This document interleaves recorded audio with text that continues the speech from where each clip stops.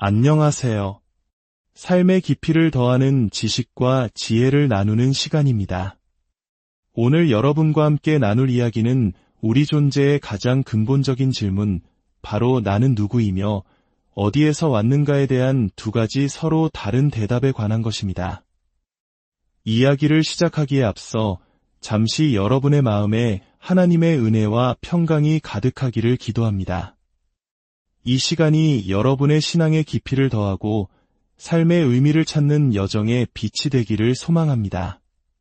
만약 오늘 이야기가 여러분에게 작은 울림이라도 준다면 구독과 좋아요를 통해 이 귀한 메시지를 더 많은 분들과 함께 나눠주시길 부탁드립니다.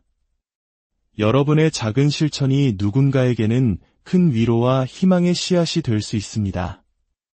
유명한 무신론 과학자 리처드 도킨스는 그의 저서 만들어진 신으로 잘 알려져 있습니다. 그는 한 인터뷰에서 이런 질문을 받았습니다. 박사님, 진화론과 자연 선택은 어떤 이들에게 삶이 무의미하다고 느끼게 만듭니다. 개인의 삶도, 인류 전체의 삶도 말이죠. 이에 대해 어떻게 생각하십니까? 그의 대답은 차갑고 단호했습니다. 만약 그것이 사실이라면, 그리고 그 사실 때문에 사람들이 절망감을 느낀다면 그건 그냥 안타까운 일일 뿐입니다. 사실은 사실이니까요. 우리는 그저 받아들여야 합니다. 우주는 우리에게 어떤 의미를 부여할 의무가 없습니다. 어쩌면 삶에는 아무런 의미가 없을 수도 있습니다. 그렇다 해도 어쩔 수 없는 일이죠. 이 대답은 많은 것을 생각하게 합니다. 만약 우주가 거대한 우연의 산물이고 우리의 존재가 아무런 목적 없는 과정의 결과라면 우리는 결국 허무와 절망 앞에 홀로 서게 되는 것일까요? 하지만 여기 전혀 다른 이야기를 들려주는 한 권의 책이 있습니다. 바로 성경입니다. 성경은 다른 어떤 책도 주장하지 않는 놀라운 선언으로 시작합니다. 3000번 이상 스스로를 하나님의 말씀이라고 증언하며 이 세상과 우리의 존재에 대한 근본적인 진실을 담고 있다고 말합니다. 많은 크리스천들이 세상의 회의적인 질문 앞에서 위축되곤 합니다. 자신의 믿음을 어떻게 논리적으로 설명해야 할지 몰라 주저하기도 합니다. 오늘 우리는 단순히 무엇을 믿어야 하는지를 넘어 어떻게 생각해야 하는지에 대해 함께 배우고자 합니다. 비기독교인들의 질문에 지혜롭게 답하고 하나님의 진리를 담대하게 전할 수 있는 논리적 사고의 틀을 세워보는 시간이 될 것입니다. 로마서 1장 20절은 이렇게 말씀합니다. 창세로부터 그의 보이지 아니하는 것들 곧 그의 영원하신 능력과 신성이 그가 만드신 만물에 분명히 보여 알려졌나니 그러므로 그들이 핑계하지 못할지니라. 이 말씀처럼 우리는 우리를 둘러싼 정교하고 아름다운 자연을 보며 창조주 하나님의 존재를 직감할 수 있습니다. 하지만 동시에 로마서 10장 17절은 믿음은 들음에서 나며 들음은 그리스도의 말씀으로 말미암았느니라 라고 선포합니다. 창조 세계는 하나님의 존재를 드러내지만 구원에 이르는 믿음은 하나님의 말씀을 들어야만 생겨나는 것입니다. 우리는 이 두 가지 진리를 함께 붙들고 오늘날 우리 문화 속에서 어떻게 복음의 메시지를 효과적으로 전해야 할지 고민해봐야 합니다. 기원의 문제는 자동차나 우주선을 만드는 것과는 완전히 다른 문제입니다. 그것은 역사의 영역에 속합니다. 우리는 현재라는 시간 속에 서서 지금의 우리를 존재하게 한 과거를 이해하려고 노력합니다. 마치 한 편의 셜록 홈즈 영화를 보는 것과 같습니다. 영화 중반쯤 되면 범인이 누구인지 명백해 보입니다. 모든 증거가 한 사람을 가리키고 있죠. 하지만 영화가 끝나기 직전 셜록 홈즈는 우리가 전혀 몰랐던 결정적인 단서 하나를 꺼내놓습니다. 그 순간 우리가 쌓아 올렸던 모든 추리는 무너지고 전혀 다른 진실이 드러납니다. 우리는 모든 것을 안다고 생각했지만 사실은 가장 중요한 조각을 놓치고 있었던 것입니다. 우리의 지식도 이와 같습니다. 우리가 아무리 많은 것을 안다 해도 알아야 할 것은 무한히 많습니다. 신의 지식에 비하면 인간의 암은 거의 없는 것이나 마찬가지입니다.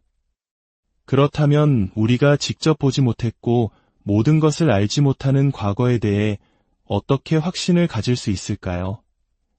유일한 방법은 그 모든 현장에 계셨고 모든 것을 알고 계시며 거짓말을 하지 않으시는 분이 우리에게 무슨 일이 있었는지 직접 알려주시는 것입니다.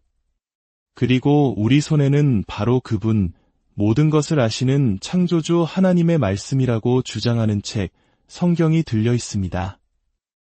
궁극적으로 현실을 이해하는 방식에는 두 가지 출발점만이 존재합니다. 모든 것을 아시는 하나님의 말씀에서 시작하거나 불완전한 인간의 생각에서 시작하는 것입니다. 세속적인 관점, 즉 하나님의 말씀을 믿지 않는 사람들의 입장에서 생각해 봅시다. 그들은 현재에 서서 과거를 추적하며 무슨 일이 있었는지 알아내려 합니다. 그들이 재구성한 역사는 이렇습니다. 약 138억 년 전 빅뱅이라는 거대한 폭발로 우주가 시작되었습니다. 수십억 년이 지나 별과 태양계가 형성되었고 뜨거운 용암 덩어리였던 지구는 식으면서 물이 생겨났습니다. 그리고 그 원시 바다의 화학물질 속에서 우연히 최초의 생명체가 탄생했다고 믿습니다. 아무도 그 과정을 설명하지는 못하지만 그렇게 되었다고 가정합니다. 찰스 다윈은 생명체가 환경에 적응하며 미세하게 변하는 것을 관찰했고 이 작은 변화들이 수억 년이라는 시간 동안 쌓이면 전혀 다른 종류의 생물로 진화할 수 있다고 주장했습니다. 이 과정 속에서 죽음, 질병, 약육강식과 같은 고통은 생존을 위한 자연스러운 일부가 됩니다. 마침내 유인원과 같은 생물에서 인간이 진화했고 그 장구한 역사의 증거가 바로 지층과 화석 속에 남겨져 있다고 말합니다. 그랜드 캐니언의 거대한 단층처럼 수억 년의 죽음과 투쟁, 고통의 기록이 지구 곳곳에 새겨져 있다는 것입니다. 이러한 세계관이 내리는 삶의 의미에 대한 결론은 무엇일까요? 앞서 언급했던 리처드 도킨스의 말로 다시 돌아가 봅시다. 신은 없다. 당신이 죽으면 당신이 존재했다는 사실조차 인지하지 못할 것이다. 결국 우주 전체가 소멸하면 그 누구도 그 무엇도 존재했다는 기록조차 남지 않는다. 그러니 삶에 특별한 목적이나 의미 같은 것은 없다. 혹 이 사실이 당신을 절망스럽게 한다면 그냥 받아들여라. 그게 현실이다. 이것이 인간의 생각에서 출발한 역사가 우리에게 주는 희망의 메시지입니다. 하지만 성경에서 출발할 때 우리는 완전히 다른 그림을 보게 됩니다. 성경은 시간, 공간, 지구, 물, 식물, 해와 달과 별, 온갖 생물과 인간, 그리고 결혼과 죄, 죽음, 국가와 언어의 기원까지 우리 존재의 거의 모든 근본적인 질문에 대해 놀랍도록 구체적인 역사를 제시합니다. 진화론 서적조차 이렇게 모든 것의 기원을 포괄적으로 다루지는 못합니다. 만약 성경이 정말 하나님의 말씀이라면 이 구체적인 역사는 현실 세계에서 검증될 수 있어야 합니다.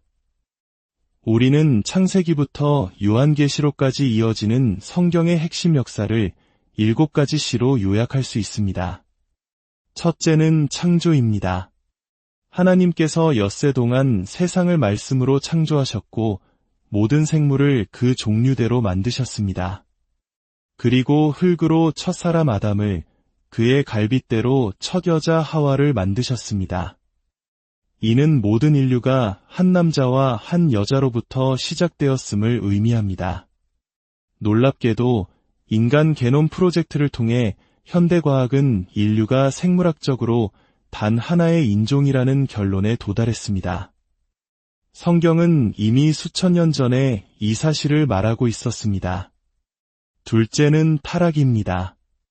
첫사람 아담이 하나님께 불순종하는 죄를 지었고 그 결과로 죽음이 세상에 들어왔습니다. 죽음은 원래 창조 질서의 일부가 아니라 죄로 인해 침투한 적이며 원수입니다. 셋째는 대홍수 심판입니다. 세상에 죄악이 가득하자 하나님께서 물로 세상을 심판하셨습니다. 만약 전 지구적인 홍수가 있었다면 우리는 전 세계의 지층에서 물에 의해 퇴적된 암석층 속에 묻힌 수십억 개의 생물 화석을 발견해야 합니다. 그리고 실제로 우리가 발견하는 것이 바로 그것입니다. 넷째는 혼돈입니다. 홍수 이후 사람들은 흩어져 살라는 하나님의 명령을 어기고 바벨탑에 모여 하나님 대신 자신들의 이름을 내고자 했습니다.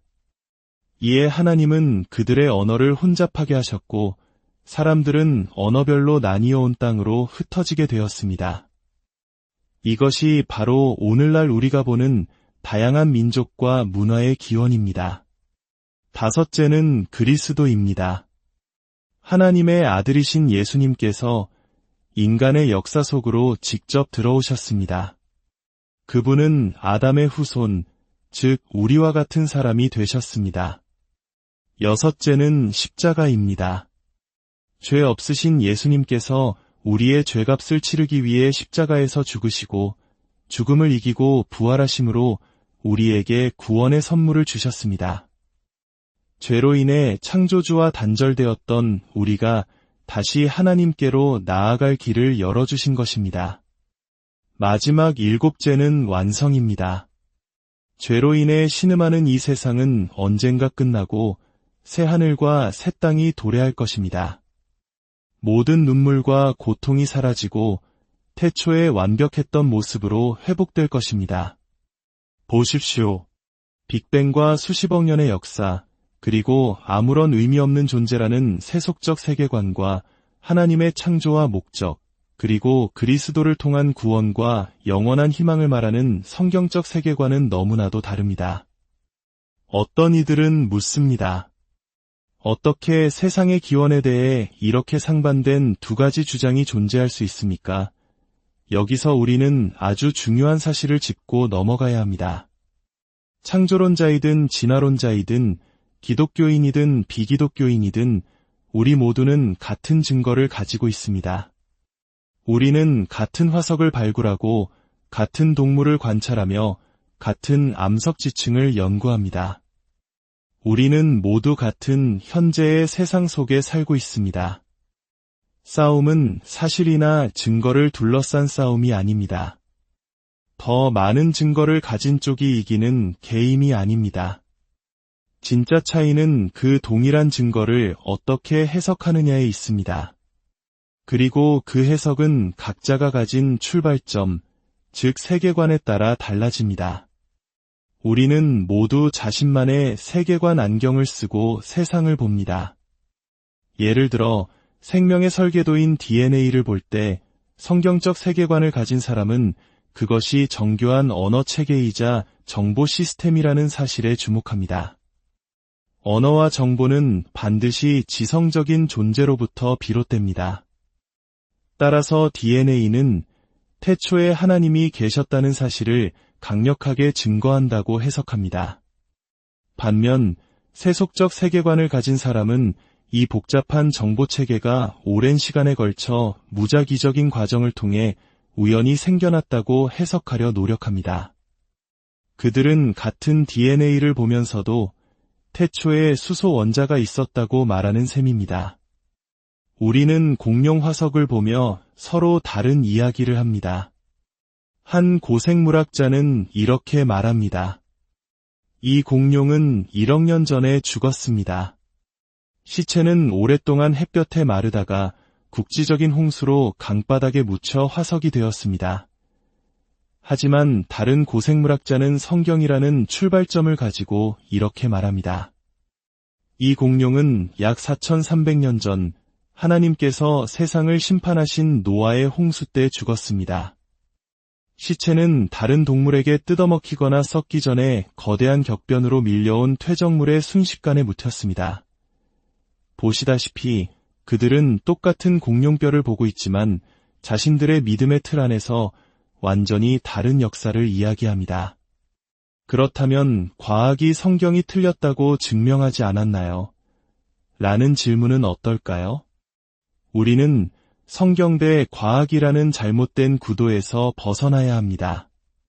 먼저 과학이 무엇인지 정확히 이해할 필요가 있습니다. 과학은 크게 두 종류로 나뉩니다. 첫째는 관찰 과학입니다.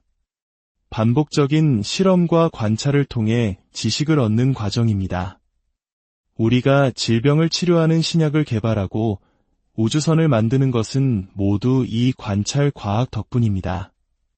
둘째는 역사 과학입니다. 이것은 과거에 일어났지만 다시는 반복하거나 관찰할 수 없는 사건에 대한 믿음의 영역입니다. 우리는 과거로 돌아가 빅뱅을 관찰할 수도 생명의 탄생을 실험할 수도 없습니다. 단지 현재에 남겨진 증거들, 즉 암석이나 화석을 가지고 과거를 추론할 뿐입니다. 예를 들어 파리의 에펠탑을 생각해 봅시다. 우리는 지금 당장 파리에 가서 에펠탑을 관찰하고 높이를 잴 수 있습니다. 이것은 관찰 과학의 영역입니다.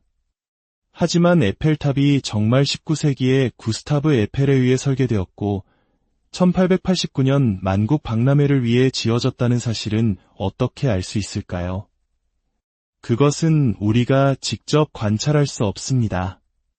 우리는 단지 신뢰할 만한 역사적 기록과 목격자의 증언을 믿는 것입니다. 세상의 기원도 마찬가지입니다. 세상이 지금 여기에 존재한다는 것은 관찰 가능한 사실입니다. 하지만 그것이 어떻게 시작되었는지는 역사 과학의 영역입니다. 세속주의자들은 목격자 없는 과거를 추측하지만 우리에게는 유일한 목격자가 계십니다. 바로 창조주 하나님이십니다. 그리고 하나님은 그분의 목격담을 성경이라는 신뢰할 만한 문서로 우리에게 남겨주셨습니다. 사실 과학 자체가 가능한 이유도 성경적 세계관 안에서만 설명됩니다. 우주가 논리적이고 질서정연한 법칙을 따르는 이유는 논리적이고 질서의 하나님이 창조하셨기 때문입니다. 만약 우주가 우연한 폭발의 산물이라면 그 안에 일관된 법칙이 존재해야 할 이유가 없습니다. 우리의 이성이 우주를 이해할 수 있는 이유는 우리를 만드신 분이 우리에게 탐구할 수 있는 지성과 능력을 주셨기 때문입니다. 만약 우리의 뇌가 무작위적인 과정의 부산물이라면 우리가 생각하는 내용이 진실이라고 어떻게 신뢰할 수 있겠습니까? 한 청년이 제게 와서 이렇게 말한 적이 있습니다. 저는 여전히 빅뱅을 믿습니다. 우리는 우연의 산물입니다. 그래서 제가 물었습니다. 만약 자네가 우연의 산물이라면 자네의 뇌 역시 우연의 산물이겠군. 그렇지? 네, 그렇습니다. 그렇다면 자네의 논리적 사고 과정 또한 우연의 결과겠지. 자네는 자네의 논리가 올바른 방향으로 진화했는지 어떻게 확신할 수 있나? 어쩌면 지금 나에게 하는 질문 자체가 논리적으로 틀린 질문일 수도 있다는 생각은 안 해봤나? 그 청년은 잠시 생각하더니 제가 추천했던 책이 무엇이었는지 다시 물었습니다. 그는 깨닫기 시작한 것입니다. 성경에서 출발하지 않는 것은 사실 비논리적이라는 것을 말입니다. 사랑하는 여러분, 이 모든 이야기는 결국 하나의 질문으로 기결됩니다. 당신은 누구의 말을 신뢰하며 당신의 인생을 세워 가시겠습니까? 모든 것을 아시고 우리를 사랑하시는 하나님의 말씀을 출발점으로 삼으시겠습니까? 아니면 한계가 명확한 인간의 불완전한 생각을 따르시겠습니까? 세상은 우리에게 삶은 무의미하며 죽으면 모든 것이 끝이라고 속삭입니다. 하지만 하나님의 말씀은 우리에게 외칩니다. 하나님이 세상을 이처럼 사랑하사 독생자를 주셨으니 이는 그를 믿는 자마다 멸망하지 않고 영생을 얻게 하려 하심이라. 성경의 역사는 이 세상의 모든 것을 설명할 뿐만 아니라 우리 각자에게 흔들리지 않는 삶의 목적과 영원한 희망을 선물합니다. 오늘 이 시간 당신의 마음을 열고 하나님의 말씀을 당신의 삶의 출발점으로 삼으시길 축복합니다. 그 진리 안에서 참된 자유와 평안, 그리고 흔들리지 않는 소망을 발견하게 되실 것입니다. 주님의 크신 사랑과 은혜가 이 말씀을 듣는 모든 분들의 삶 가운데 영원토록 함께하시